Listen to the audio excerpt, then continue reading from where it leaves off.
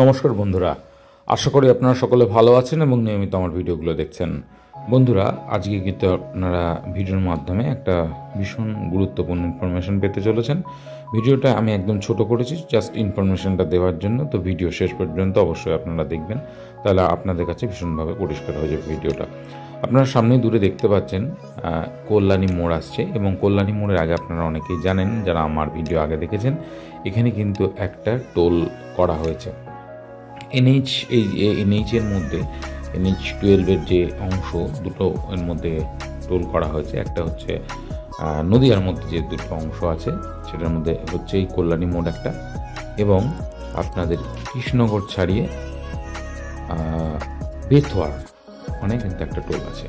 বেথুয়ার টোলটা বেশ অনেকদিন আগে চালু হয়ে গেছিলো, কল্যাণী মোড়ের টোলটা জাস্ট কিন্তু চালু হলো কয়েকদিন আগেই। তো সেটার ইনফরমেশন নিয়ে আপনাদের সামনে চলে এসেছি। যারা এতদিন এই রাস্তা দিয়ে যাচ্ছিলেন, অনেক দিন অন্তর যাচ্ছেন, তাদের কাছে ইনফরমেশনটা ভীষণ দরকারি বলে আমার মনে হয়েছে, তাই আপনাদের সাথে এটাকে শেয়ার করলাম। আর যারা এই রাস্তা দিয়ে অনেকদিন ধরে যাচ্ছেন তারা তো জানেন, কাজটা অনেকদিন ধরে এগিয়েছিল। দেখুন এরা কি বলছে। টোল চালু হয়ে গেছে? হ্যাঁ, কালকে থেকে অনেকদিন হয়ে গেছে। এখানে স্টাফদেরকে জিজ্ঞেস করলাম, তারা বললো বেশ কিছুদিন হয়েছে টোলটা চালু হয়েছে, সে নতুন এখন এক্সাক্টটা বলতে পারিনি। যাই হোক, এই ইনফরমেশনটাই আপনাদের সাথে শেয়ার করার ছিল, আপনারা দেখে নিন। এবং যেসব বন্ধুরা এখান দিয়ে 4 চাকা নিয়ে আসবেন বা বড় গাড়ি নিয়ে আসবেন, তারা কিন্তু মানসিকভাবে প্রিপারেশন নিয়ে রাখবেন, কারণ এখানে কিন্তু টোল আপনাদেরকে এবার দিতে হচ্ছে।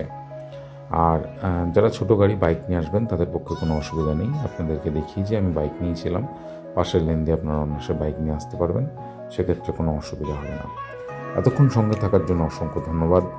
যে বন্ধুরা নতুন এসছেন তারা অবশ্যই আমার চ্যানেলটা একটু সাবস্ক্রাইব করে দেবেন। আর পূর্ণ বন্ধুদের তো কিছু বলার নেই, দেখতে পাচ্ছেন আজকে ভিডিও এটা এই পর্যন্তই ছিল। ধন্যবাদ এতক্ষণ সঙ্গে থাকার জন্য, ভালো থাকবেন।